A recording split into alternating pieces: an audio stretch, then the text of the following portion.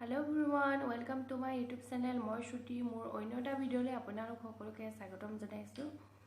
আপোনালোকক আজি ঘৰতে বনাব পৰা সহজতে capsicum আৰু পনীৰ এটা ৰেচিপি লৈ আহিছো। আপোনালোকে ট্ৰাই কৰি চাব, খুব কম সময়ৰ ভিতৰতে হয় আৰু লগতে আপোনালোকক শাৰদীয় দুৰ্গা পূজাৰ শুভেচ্ছা জনালো।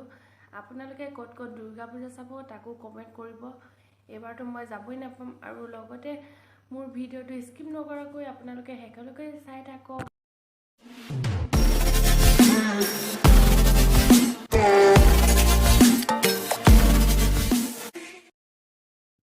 এফালে মই ক্যাপসিকাম আৰু পিয়াজ ডাঙৰ ডাঙৰকৈ কাটি লৈছো আৰু লগতে লৈ লৈছো পনীৰ, দুটা বিলাহী লৈ লৈছো, ৰসুন আৰু আদা গুচাই লৈছো। আপোনালোকে ইয়াতে কাজু যদি থাকে কাজু এড কৰিব পাৰে, মোৰ নাই কাৰণে দিয়া নাই।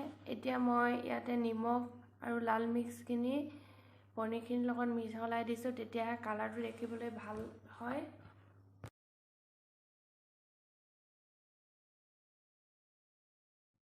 তেল গৰম হোৱাৰ পিছত মই ইয়াতে দি দিছোঁ কেপচিকামখিনি আৰু পিঁয়াজখিনি। আপোনালোকে আধা সিজালৈকে ভাজিব লাগিব।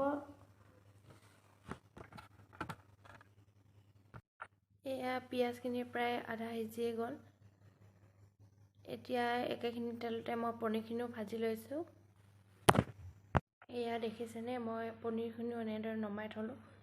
এতিয়া ইয়াতে দি দিছোঁ জিৰা, তেজপাত, দালচেনি, লং, জায়ফল এনেদৰে ভাজি লৈছোঁ। এটা পিঁয়াজ সৰু সৰুকৈ কাটি ইয়াতে দি দিছোঁ। এতিয়া মই পিঁয়াজখিনি গলি যোৱালৈকে ভাজি থাকিম আৰু ইয়াতে দি দিছোঁ মছলাখিনি। আপোনালোকে অলপ পানী মিক্স কৰিব, কাৰণ মছলাখিনি লাগি যোৱাৰ চান্স থাকে।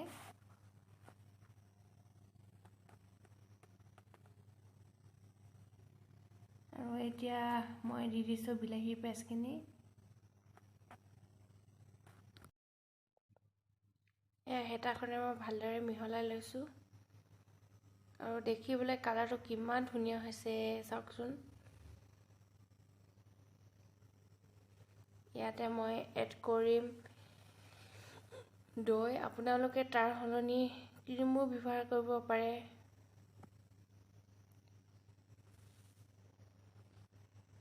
এয়া গোটেই মছলাখিনি ধুনীয়াকৈ সিজি গ'ল আৰু এতিয়া মই ইয়াতে দি দিছোঁ পিঁয়াজ আৰু কেপচিকামখিনি, লগতে পনীৰখিনিও দি দিছোঁ আৰু ভালদৰে হিলাই লৈছোঁ। এয়া দেখিছেনে গ্ৰেভিখন কিমান ডাঠ হৈ আহিছে।